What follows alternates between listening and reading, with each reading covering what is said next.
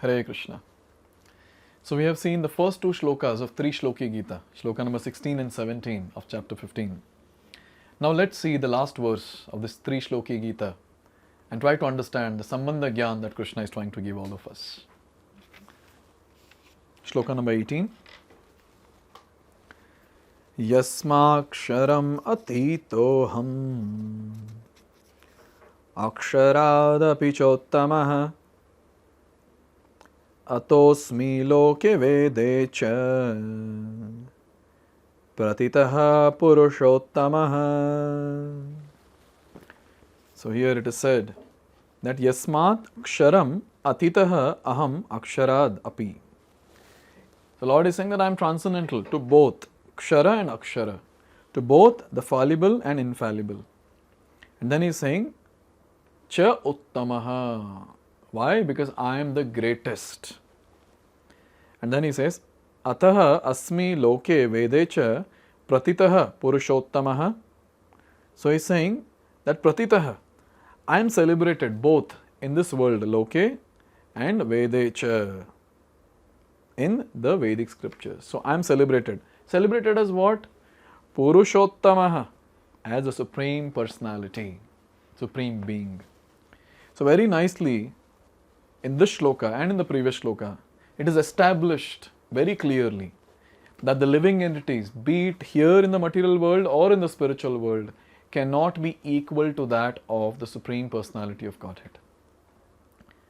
Let's emphasize and reiterate some points so that it's very clear for us about our position and the Lord's position. First one, no one can surpass the Supreme Personality of Godhead, neither the conditioned soul nor liberated soul. This has to be very clear. It's not that we become liberated and we become God. No, we cannot.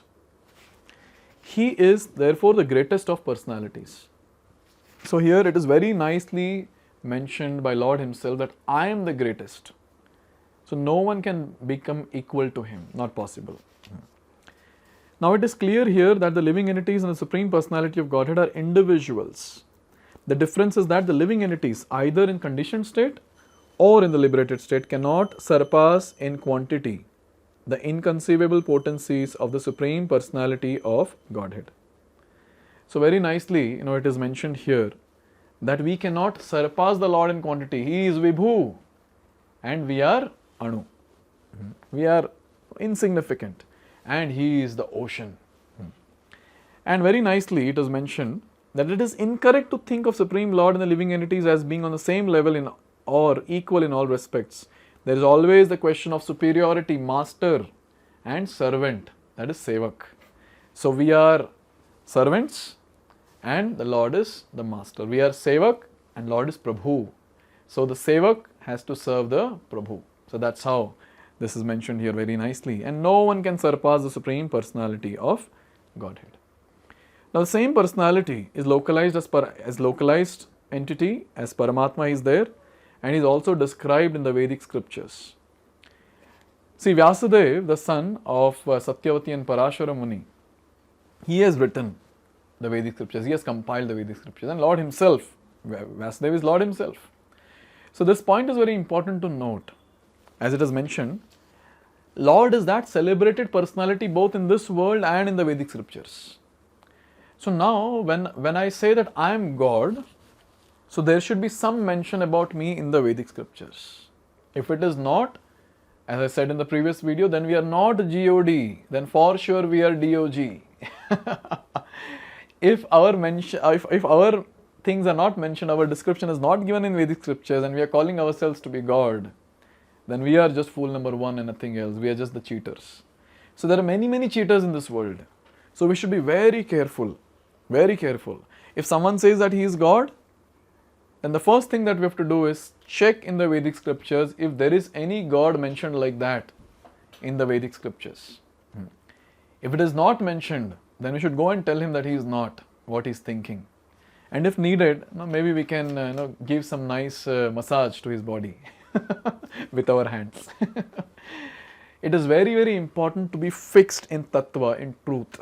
We cannot be sentimental. If someone says I am God and does some magic, and then we start believing, oh yeah, he is God, he got ashes from his hand, he got gold from his mouth and this and that. Even a magician can do that on the stage. It's just a matter of some actions with the hands and some tricks. Anyone can do that. What is the problem? It's just about learning some tricks, that's it. But the proof of someone being God is there in Shastra. If someone is God, then that proof should be given in the Shastra. Yes, his name should be mentioned, his description should be mentioned.